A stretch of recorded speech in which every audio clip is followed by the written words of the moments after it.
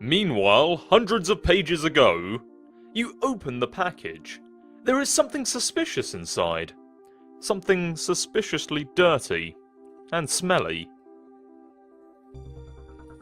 It is a stuffed bunny, much like the one held hostage briefly by Malkovich's Cyrus the Virus while taunting hard luck protagonist Cameron Poe, and strikingly similar to the one scooped up from the soot of a burning Vegas strip by Cage's Poe and offered to his daughter, a gesture symbolic of a tattered exterior surrounding a heart of gold.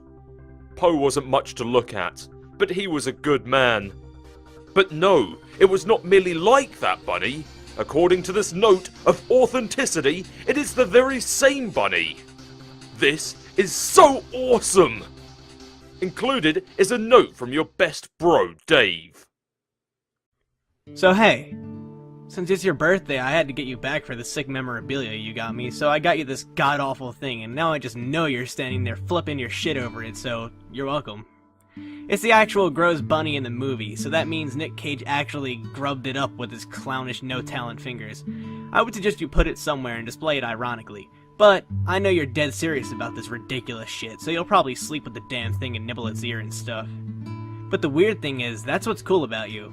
You're this naive guy like Pinocchio tumbled ass backwards off the turnip truck and started liking Ghostbusters. Then the fairy godmother kissed your nose or some shit and you turned out to be not made of wood and also pretty cool to talk to.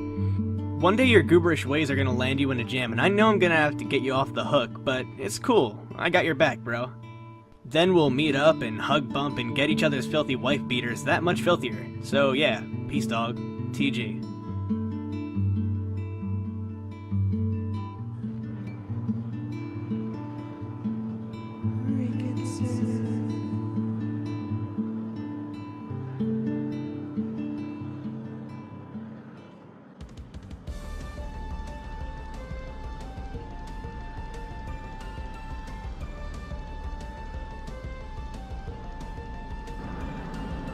John, get pestered by Dave.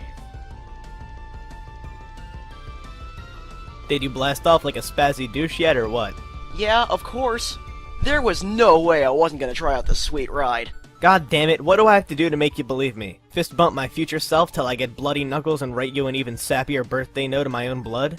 On a Back to the Future poster? Relax, I'm not going through the gate. I'm just flying around having a good time in the sky. Oh, okay. So you'll believe me then, about future me, and like, him turning into a floating sword bird. Okay, I don't know anything about that, but it doesn't matter. You're my best bro, and if you send out to go, then I won't go. Hey, can you hold on? I'm getting trolled again. Oh man, and if we just concluded anything, it's that talking to those douchebags should be priority number one, so yeah, go right ahead. Okay, be right back. John, get trolled by CG.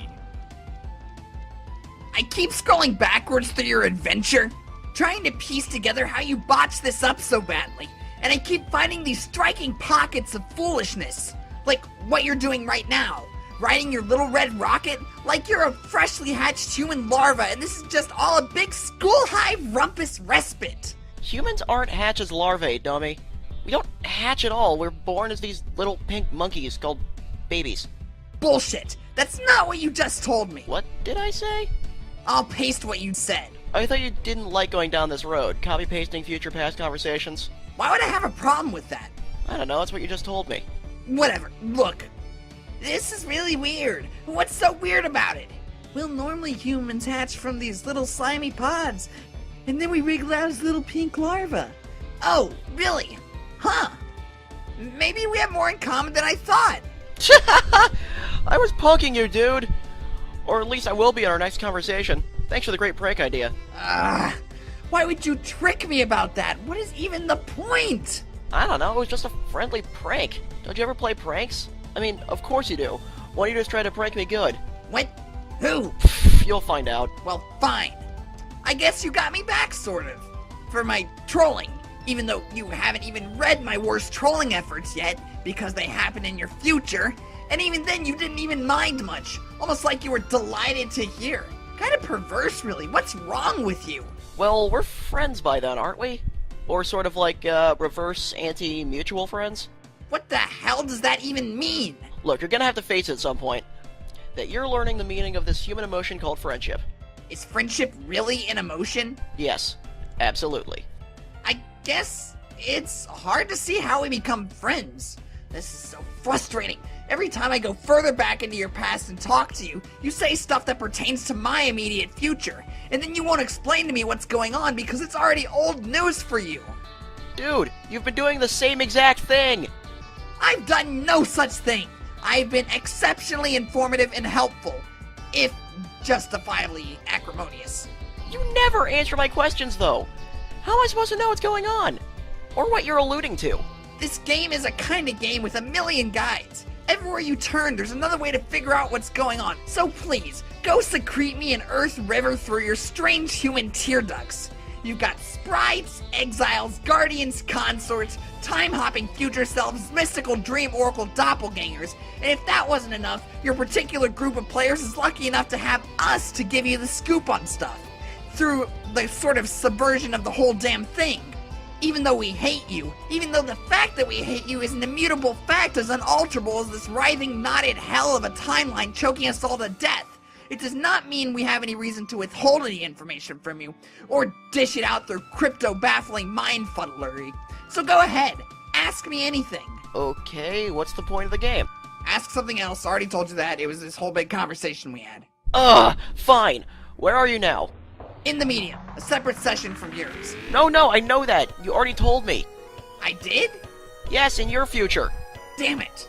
What I mean is, are you in your house right now, or in one of your magical lands, or what? I'm just curious, because you can see me, but I can't see you, or know anything about you. We're hiding in the Veil. What's left of it? What's that? It's a huge belt of meteors, orbiting way outside Skya, beyond the orbit of the planets, dividing the medium from the furthest ring, where Durs orbits. Durs? The dark planet, prospects the light one near Skya. Well, geez, how am I supposed to know any of this? You'd probably find out sooner or later from your dumb grandma, but by fusing with the sprite, she has to withhold stuff and be mysterious and all, to make your adventures seem more magical. It's infuriating. Okay, so the Veil is a bunch of meteors. What do you mean, what's left of it? Okay, there comes a time when black inevitably beats white.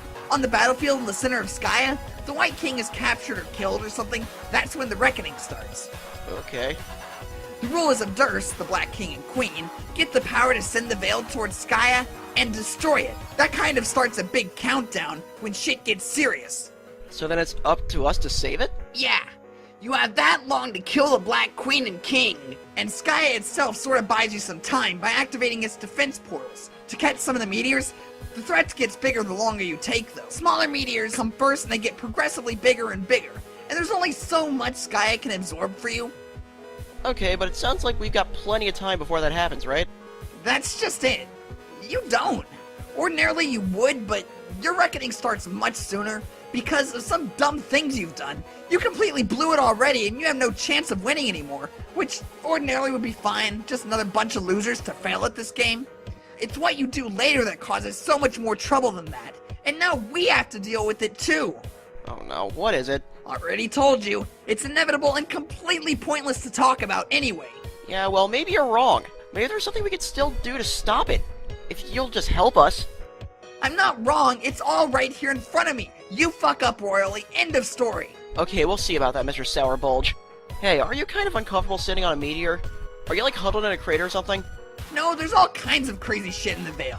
A lot of these meteors are kind of like big seeds. Seeds? What kind of crazy shit is in there? Stuff like buildings, facilities, like labs and stuff. Weird. Yeah, the Veil is kind of like neutral ground for the kingdoms, like our planets. Some places are used to genetically engineer soldiers and agents for the two sides, using genetic material from the exotic menagerie of chess pieces on the battlefield to help fuel the war and keep raising the stakes. Wow, I don't think I'm following this. Yeah, no shit! But you'll find out when you get there, since you were in the Veil when we last talked. Anyway, that's more than enough information for you to think about, and be less stupid in time for conversations we've already had. I'm out of here. Okay, but wait, can you give a message to GC for me? Tell her, nice try. What? Why would I give her a message for you? Do it yourself, I'm not a relay service. Oh well, I thought you'd be cool with it since you asked me to give her a message for you the last time, but whatever. I find that highly implausible. I'm not falling for any more of your human pranks. Nice try, John. Ah. Make her a member of the midnight crew.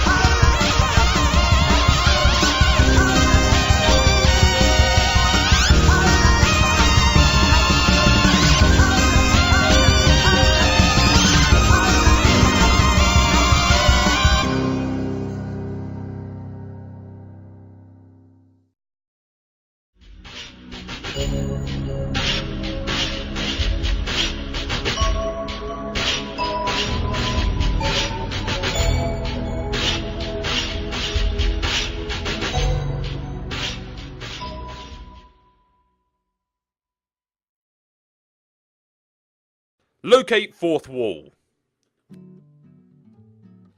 Activate. Andrew Hussey, engage in highly indulgent self-insertion into story. What? Oh, hell no, this is always such a terrible idea. Leave me alone. Andrew Hussey, examine wall. You really wish your side of the wall had an off switch. Which is to say, I really wish my side of the wall had an off switch. Oh, forget it. Go back to work. Okay, you're just going to ask me to recap Homestuck, though. I don't know why you'd want to sit there and watch me type. This is going to be pretty long. Andrew Hussey, it is suggested that you recap first year of Homestuck. Homestuck began on April 13th, 2009, the 13th birthday of our chief protagonist and future boy Skylark, John Egbert. 3 days prior was supposed to be the day he received the Spur beta in the mail, but it was running late. It showed up later that afternoon, and after overcoming a variety of domestic adversities, he retrieved the game, along with a birthday package from his internet friend Dave Strider. No, nobody wants to listen to any of this. Do something less boring. Narrator, it is suggested that you shut the hell up. Andrew Hussey, retrieve arm from background. Huh? Oh, Cal, please, not now. Why don't you keep drawing Homestuck or something?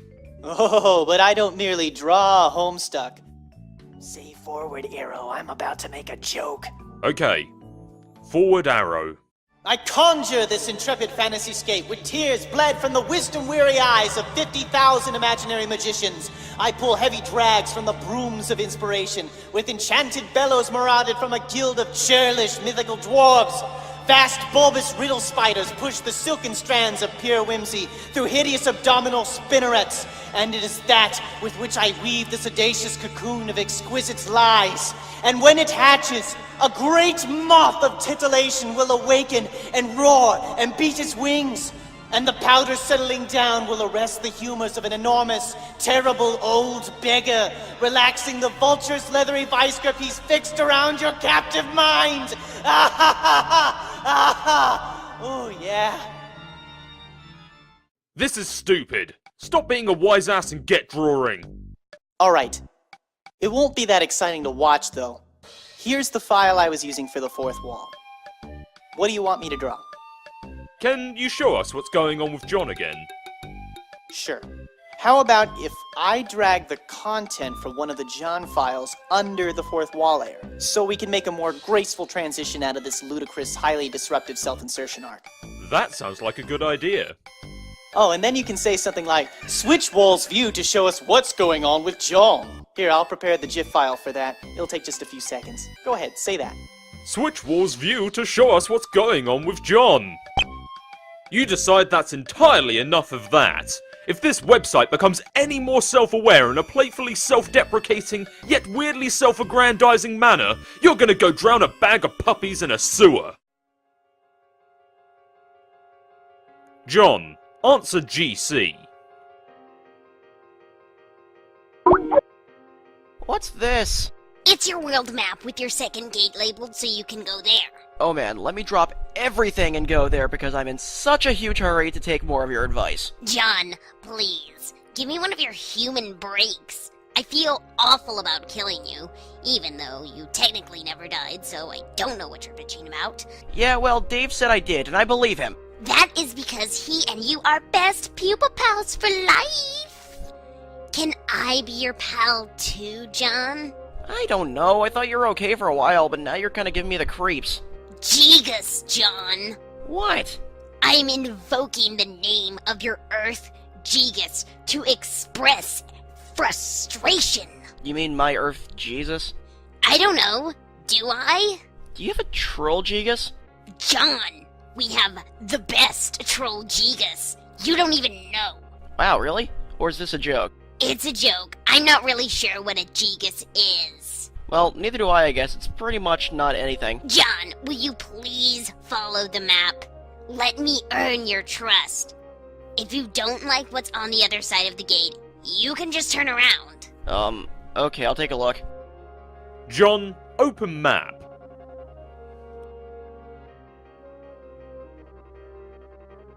John, here is your house. I cropped this world map for you so you can find where to go easily. Fly north. Also, hi, this is me.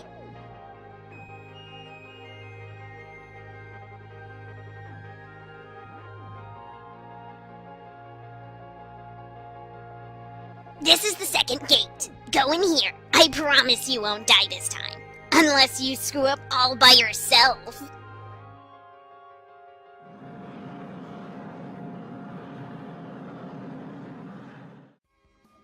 John, enter.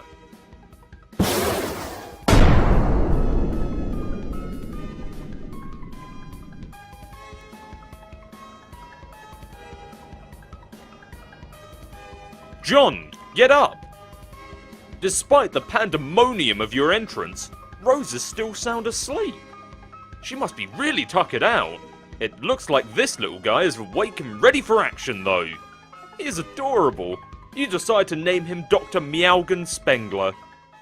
John, answer Dave.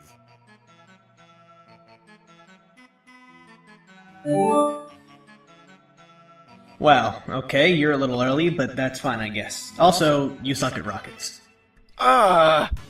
What? Tricked me again. Who? GC, she told me how to get to the second gate, and I went through, but it took me to Rose's house instead. Another prank. Dude, you did go through the second gate. I mean, I don't know why you would listen to her again. Kind of moronic, but that's a whole other issue. She didn't trick you this time. Oh, then I don't really get this. What were you expecting? This is how it works. The progression of gates is like this whole round-robin thing, cycling through each planet. Gate 2 on your planet leads to Gate 2 on Rose's, then you build up Gate 3 above her house, which leads to somewhere else on her planet. You look for gate 4 somewhere there, which leads to gate 4 above my house, and so on. Wow, okay. Ordinarily, Rose would have already gone through her gate 1, but she's sleeping pretty hard, obviously. And ordinarily, you wouldn't have gone through gate 2 until her house was built up, so you wouldn't fall to your death. But you got your cheat rockets, that's fine. See, we all gotta coordinate on this thing. Okay, how do you know all this? Fuck, come on, dude. Oh yeah, you're the Orange Dave. Hey, no offense, do you think I could talk to the real Dave for a sec?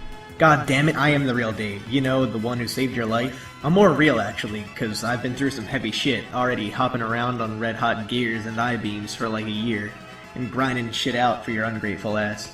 Here, look, check out this code from the future. Not that you deserve it. You're fucking welcome. Wow, calm down. I'm sorry, that's not really what I meant. I mean, of course you're a real Dave, but what I mean is the Dave from my time is also my friend, and I guess he's in the same boat I'm in, and not knowing stuff and all. And I'd feel bad keeping him out of the loop. Yo, Oh hey! I think I pissed off your future self. what did you do? I said he wasn't the real Dave. I think I might have really hurt his feelings, though. Don't worry about it. Why not? Because I wouldn't give a shit, and he's me. Okay, I'm in Rose's room, by the way. What? Really? Yeah, but she's asleep. Okay, don't go anywhere. I'm coming down to the computer. Okay. Dave is here. He wants to use the computer, probably to help you scope out Rose's room and snoop and stuff. I mean, that's what I would have done, if you were alive. So I'm gonna go use these flappy ghost wings and tear shit up in space or something. Sure! Hey, Dave. What? In case I forgot to say so before, thanks for saving my life. Yeah. John. Snoop. Okay, I don't know what you're doing here, but I think we can both agree that you've got to rummage through as much of her shit as possible before she wakes up. Man, I don't know how I feel about that. I don't really like the idea of capering her around her room while she's asleep. Feels weird. I'm gonna wake her up. Dude, no, come on. She's out like a light anyway.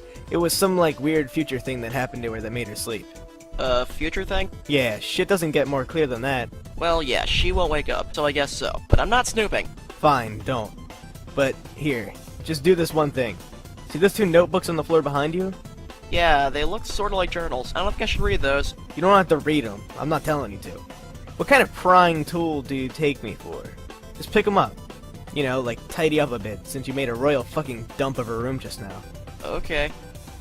John. Pick up books. Now I need you to do something else. This is important. Like, for important game reasons and stuff. Take the card the books are on. Flip it over, so you can see the code. Hey, wait a minute. I see what you're trying to do. I won't tell you the code for Rose's books. Dude, you don't have to tell me the code. Just flip it over and let me know if there's a code there, that's all. Okay, I guess. Yeah, there's a code. Alright, cool. You can ditch the books now if you want. Maybe put them back on the floor, so Rose doesn't think you were snooping. Seriously, you've got some grubby fingers, bro. Why don't you just mind your own business there? What is even with you? Haha, Dave, I think all this laughing made me poop in my pants too hard. Isn't that your birthday package there? Oh yeah, I think it might be. Maybe you should look at it. I don't think it counts as snooping since it's technically yours. Yeah, maybe. I wonder if she's finished. She was so tight-lipped about the damn thing. I'm really curious. Dave. Zoom in.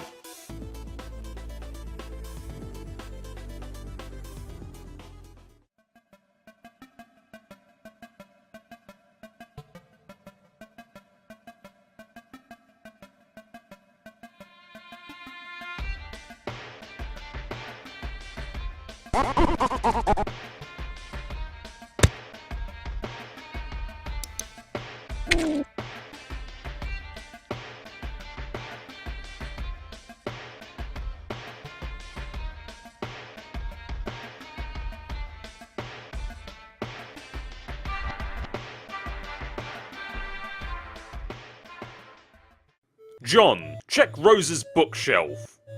You eye your birthday package again curiously. It's awfully tempting to peek inside, but you feel guilty about it for some reason, even though it's yours anyway. You suppose a pursuer of her bookshelf would be harmless enough. Just a bunch of books. The knowledge within is meant for everybody. Dave pesters you with the message. Which you decide not to bother dignifying with a whole pestalog ordeal, because it's probably just him being a truculent jackass again. So screw him. John, look at book. You find a book full of beautiful poetry and groundbreaking philosophical thinking by American sports legend Charles Barkley. These are words to cherish. This is a man to treasure. John, take book. You capture-log Rose's autographed copy of This Ocean Charles. Jewels of wisdom like this don't just fall into your lap every day, and shouldn't be parted with lightly. You'll doubt she'll mind if you borrow her book. She's always trying to get you to read her weird books anyway. Oh, John, just open the package already. You can't take it anymore. You're gonna see what's inside. John, I never got to thank you properly for your gift. Yes, the words were there. Language comprising the familiar veneer of gratitude rubbing off with each tired favor traded for. A God bless to a sneeze or a few pennies cradled in a receipt. Perhaps it's the deplorable romantic in me, but I thought your present and your friendship demanded reciprocation surpassing by some degree the utterly meaningless. The proper thanks, I thought, would be a demonstration that your offering was not in vain. Yes, some would take your suggested alternative to my gloomy preoccupations as a passive-aggressive jab, but I know you didn't mean it that way. In fact, I'm sure reading about it now is the first time the notion has occurred to you. John, please stop rolling your eyes. The letter is down here. The gift in this box is a resurrection. I used your present to thread life anew into a tattered heirloom. As long as I can remember, its black, greasy appendages have been tethered limply to its ratty, porous carriage. Too delicate to wash. Too dear to discard. I used to love this rabbit. Now he's yours. I trust you'll find this to be adequately sentimental. Happy birthday. Rose. John, put the bunny back in the box. Chaos Dome! This gift from Rose is so cool! 2 sweet bunnies on one birthday? What are the odds? In a fit of enthusiasm, you shut up and jammed the bunny back in the box, executing a textbook chaos dunk. Millions would have perished if everything in the ocean weren't dead already, that is. John, take box. You gently chaos dunk the fragile bunny back in the box and capture log it. It is such a nice present. You will have to write Rose a thank you note and tuck it under a hairband or something. Wait, no, that would probably be creepy. This bunny reminds you that you still have a salamander in your Silodex. She is holding onto the bunny Dave got you. It's sort of uncanny how similar they are, aside from the knitted enhancements. Seriously, what are the odds? So weird. John, deploy beloved daughter. You release dear precious Casey. She was probably getting antsy in that card. You think you'll leave her here with Rose? A dangerous quest is nothing to embark on with a sweet innocent little girl stashed in your inventory. You aren't actually sure if this is a girl though. You don't know if salamanders can be girls. Aren't they hermaphrodites or something? You don't know anything about biology, unless it's a biology that has to do with ghosts and slime. But even then, you don't actually know anything. You just sort of like to pretend you do. Looks like a troll is bugging Rose.